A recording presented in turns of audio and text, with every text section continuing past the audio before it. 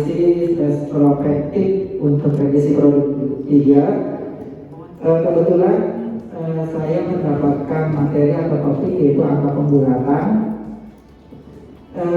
Kemarin waktu melaksanakan teaching eksperimen, kebetulan saya secara daring Pak, ya jadi mungkin akan banyak kendala karena daring, karena nggak bisa pantau langsung pada saat pelaksanaan.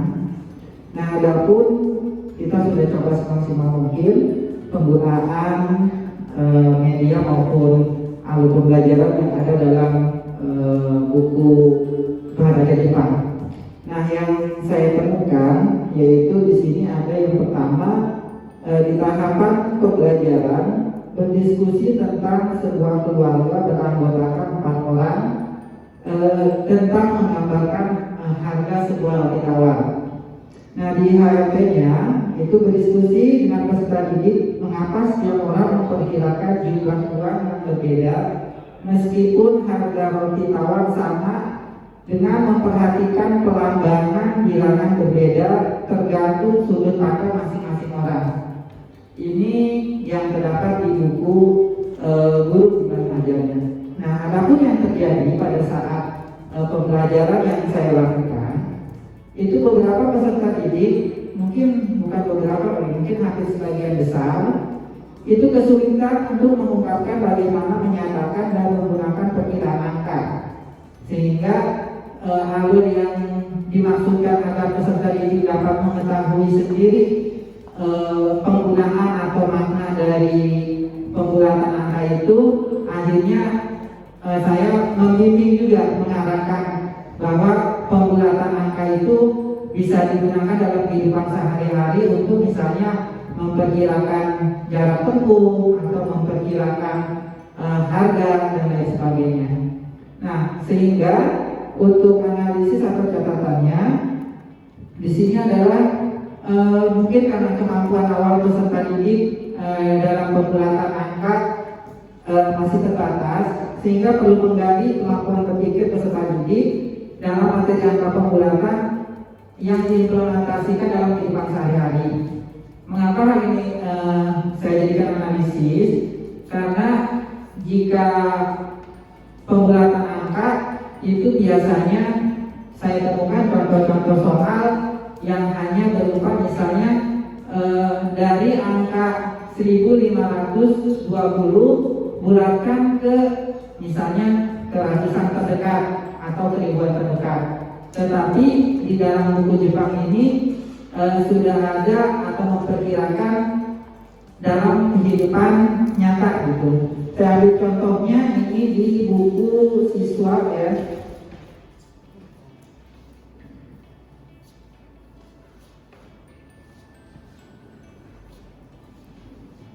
Nah, di sini di buku awal siswa ya, ini di awal pembuka ya, memang saya sebelumnya sudah memberikan persepsi dan contoh lainnya, tapi ini di awal pembuka di buku Jepang itu ada harga, misalnya di harga roti ada tertulis 26.300. Nah, ada sekali kasus dari satu keluarga yang terdiri dari 4 orang itu yang menyatakan bahwa si ayah 30.000 rupiah itu mahal untuk harga roti tawar, sedangkan menurut ibu 26.000 rupiah itu lebih murah dibandingkan toko lain. Kemudian kakak anak yang perempuan itu, jika kita punya 27.000 rupiah, kita bisa membelinya loh. Sedangkan terakhir adiknya, ayah beli saja harganya hanya sekitar 20.000 rupiah. Nah, di sini ada pertanyaan, ayo pikirkan bagaimana menyatakan dan menggunakan perkiraan angka. Di sini secara tidak langsung, setelah tadi hasil diskusi juga dengan Pak Cecep, ini sudah mengarah ke analisis, udah di atas C4. Berarti di awal saja anak sudah dimunculkan istilahnya level kognitif yang cukup tinggi. Tetapi setelah diberikan pemahaman, akhirnya guru sendiri yang menuntut untuk memberikan pemahaman. Nah, namun saat penggunaan dengan bantuan garis bilangan, ini anak sudah mulai memahami bahwa mana yang dekat, mana yang jauh. Misalnya seperti ini, dalam skala 10 ribuan, harga roti tawar 26.300 itu lebih dekat ke mana? Ke 20.000 kah atau ke 30.000 kah? Nah, akhirnya karena lebih dekat ke 30.000, maka anak sudah bisa memperkirakan kira-kira harganya 30.000. Nah, kemudian yang lebih menarik lagi di contoh soal nomor 6. Kebetulan di materi angka pembulatan ini ada 8 tujuan pembelajaran. Nah, saya hanya mengambil 2 tujuan pembelajaran. Nah, ini yang saya temukan mungkin hal baru lah, artinya pengembangannya lebih tinggi lagi, di mana di sini anak tidak hanya bisa membulatkan angka ke ribuan saja, tapi bisa juga memperkirakan seperti contoh di sini nih. Pikirkan tentang angka yang dibulatkan menjadi 2000 ke nilai ribuan terdekat. Di sini anak sudah bisa membedakan bahwa 1500 itu bisa dibulatkan sampai angka 2499. Namun sayangnya lagi di buku gurunya tertulisnya 15.000, Pak. Nah, di sini di buku gurunya itu, nah ini di bawah nih. Nah ini kisaran 15.000 hingga 2.499. Tuh.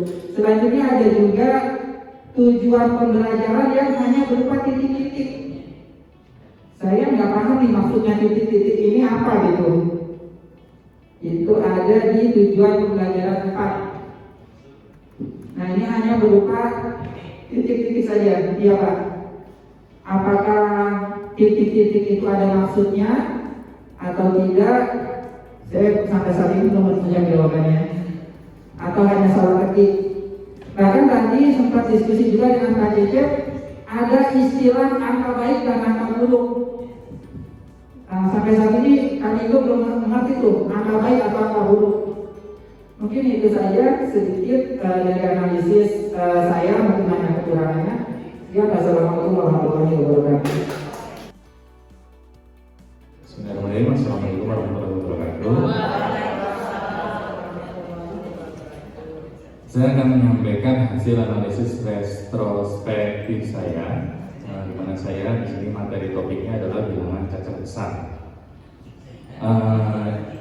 Tahapan itu yang pertama adalah menyajikan bilangan cacat besar melalui peta populasi penduduk di beberapa negara. Yang menjadi hipotesis awalnya, peserta didik dapat membaca bilangan cacat besar. Di situ yang dituntut adalah bilangan cacat sampai ratusan juta. Kemudian yang terjadi, peserta didik hanya mampu membaca bilangan cacat sampai ratus ribuan, belum sesuai dengan prasyarat pembelajaran pada buku guru, yaitu peserta didik harus bisa memahami bilangan cacat sampai 10 juta.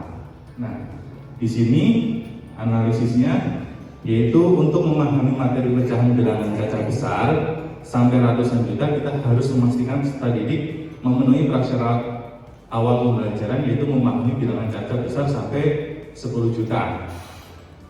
Karena prasyarat yang dimiliki peserta didik hanya mampu memahami bilangan cacat sampai ratus ribuan, maka disajikan tabel nilai tempat dan membelajarkan siswa sampai memahami prasyarat yang diperlukan, yaitu memahami bilangan cacat sampai 10 juta. Jadi yang jadi masalah itu di sini. Di prasyaratnya itu di kelas 3 siswa telah belajar hingga 10 juta. Tapi kenyataannya kalau di Indonesia itu di kelas 3 itu belum sampai 10 juta ya. Mungkin di sekolah Bapak Ibu sudah ada di kelas 3-nya sampai 10 juta. Paling banter kelas 3 itu setelah saya baca buku itu sampai angka ribuan itu ya. Ribuan atau puluh ribuan ya. Tapi rata-rata dari operasi hitung yang materi yang saya lihat di buku kelas 3 itu sampai ribuan.